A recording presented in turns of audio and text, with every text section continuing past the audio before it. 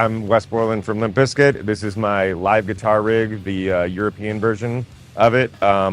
Some bits come over from America and get integrated with the European version, mainly the Diesel VH4S and my pedal board, which is over that way. I also have guitars that live over here and guitars that live in the US, and we sort of mix them and match them depending on what songs we're going to be playing, what the new album we've done recently, how much of that's going to be in the set, and other things like that. Anyway, this is sort of like when I come off stage and come around, this is sort of my little station where I'll usually have towels and water set up, and I also have an in-ear mixer here, so I can just never have to talk to the monitor guy. I can just make my own adjustments if there's anything off. Anyway, starting with my rig is split into two parts. There's clean amps and then distortion amps, and my pedal board is basically two pedal boards. They're like a train track. So first of all, the Diesel is powering a couple of cabs here, and the EVH is powering an EVH cab here. This is a backup for the main EVH in case this one ever goes down, but we're basically blending these two amps. And the VH4 is capable of, it has two transformers, so it's capable of running, it has to have two cabinets in parallel to be able to work, or it'll explode and spinal tap will happen or something. I'm not sure. But we've never tried it. We've always done the right thing. Cadaver, my trusty guitar tech, and love child, brother in arms, all that, who's behind the camera over here. So we've got we have this powering this cab. There's only two of them that I know to exist. It was made by VHT. It's a 612 cab. The top two speakers are open back. The bottom four speakers are closed back. It sounds really good, and through the Diesel, it's just like power of the gods. Thor has come down and just like electrocuted us on stage. It's amazing. So that's powering this. This is powering this, and we've got a DI going between this and this, which blends in with the microphone, the speaker sound that we get from the microphones. And then I've got a Mesa cab, which is also carrying some of the load of the Diesel VH4S. For clean, I've always used Roland JC120s. There's two of them on stage, one being slaved off of the other.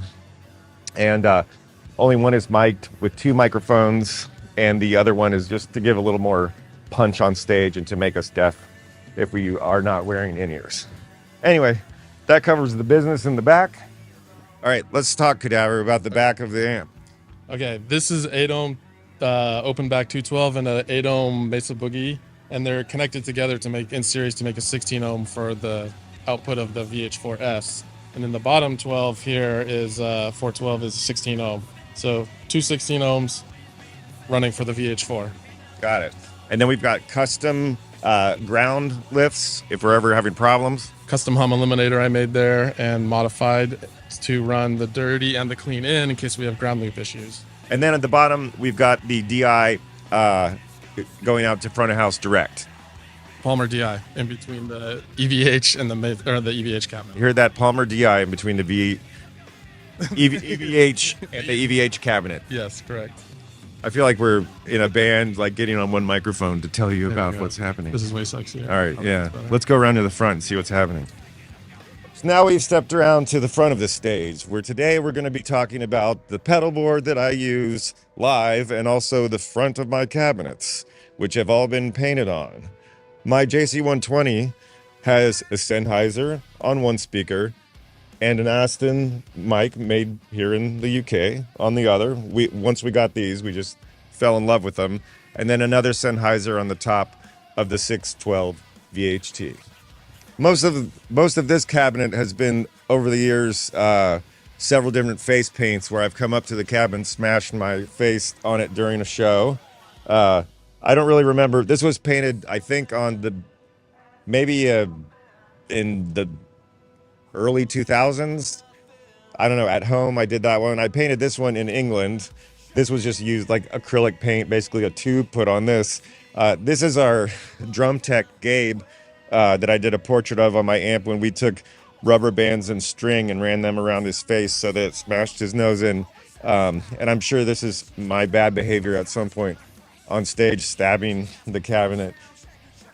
White hand, I probably just ran my hand through my hair and did that on this one. But anyway, I have another rig in the United States that looks similar with different cabs and paintings, and we keep this one over here because it's cheaper to just store it than ship it.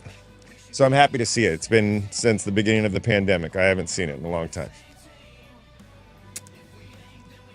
Here we are now at the live pedal board.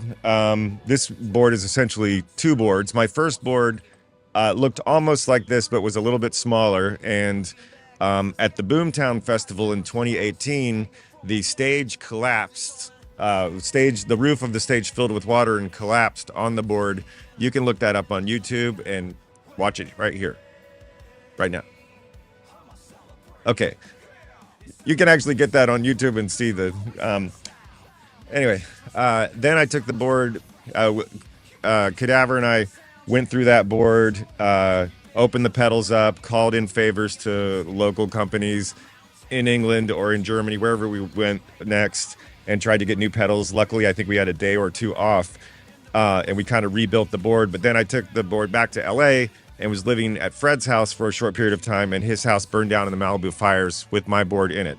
And being made of aluminum, it melted, and that's the end of that. So this is the new board that looks almost like the old board, but is slightly improved. And all new pedals, obviously, because the other ones are toast. So going basically, the red in the middle is the switcher. That's the distortion board, and then the clean board is here. The only thing that goes on both of them is the lo-fi loop junkie, so I can grab a quick loop and like change guitars with either twinkling delay, spacious soundscapes, or a obnoxious distorted noise that just loops as I'm changing. I've also used it if I break a string during a song. I'll make like a noise and grab it and then play it, and it'll just keep droning while I grab a new guitar. Boof, gone, done, changed. No one even knew. Magic. So on this board, we've got the AB in the middle. The lo-fi loop junkie takes both signals, but also goes right into the AB. People ask me, why do you have so many Boss delays? Boss delays are really effective. I really only have two on each side, because I've got one that I use for several songs, and then this one's just like basically the Roland DA. The Roland delay. That's why it says roll on it. Then I've got Strymon El Capistan that I use for actually get down and move the feedback and the delay times to get different effects. I've got a wah pedal that I don't really use for wah. I use it more to like hold a tone, and then to like for songs like Pollution or Just Like This. The noise suppressor only goes to the distortion channel. The chromatic tuner only goes to the clean channel. So if I don't want to change guitars, I can just do a quick tune up and be on my way. Over here, we've got a slower delay for older songs on the first two records. And then a quicker delay that's mainly for stuff off of Chocolate Starfish, Cold Cobra, and Still Sucks. The Big Sky has two different main delay settings, sort of a cloud setting, and then just a standard reverb that sounds like the reverb that they don't make the Boss digital delay reverb pedal anymore. It's gone. They don't make it. So I've got to add in my own reverb. This is a prototype pedal for me that working on with a company from Prague right now. I have a couple of delays set in the timeline. One is for the song Out of Style. One is for Boiler, which is like a multi-tab delay. The Ibanez chorus flanger is used on My Way. It's almost has a ring modulation sound, and we try to get new old stock ones of those because they don't make them anymore. But don't buy them because we want them. Okay. The overdrive right now is an OCD by Full Tone, but it's sort of ever changing. It's not really that important. It's an overdrive for the clean channels to just get, a little bit of crunch on them, even though they're solid state amps. The sound is fine. And then the Qtron is for songs like Full Nelson, Hot Dog, Envelope, wah, wah, wah kind of filter. And then the board is really solid because I'm sort of rough on things on stage, and I like to have a place to put my foot sometimes. We also have an EBow that I use on songs like Boiler, and it's on a string so that I can just drop it and be able to play immediately instead of like throwing it on the ground. I used to throw it at the side fills, but then we broke a lot of them. So what are you gonna do? And that covers the front business. Thanks for joining us. Tell me what you gonna do now. Keep rolling, rolling, rolling, rolling. Keep rolling, rolling, rolling, rolling. Keep rolling, rolling, rolling, rolling. Keep rolling.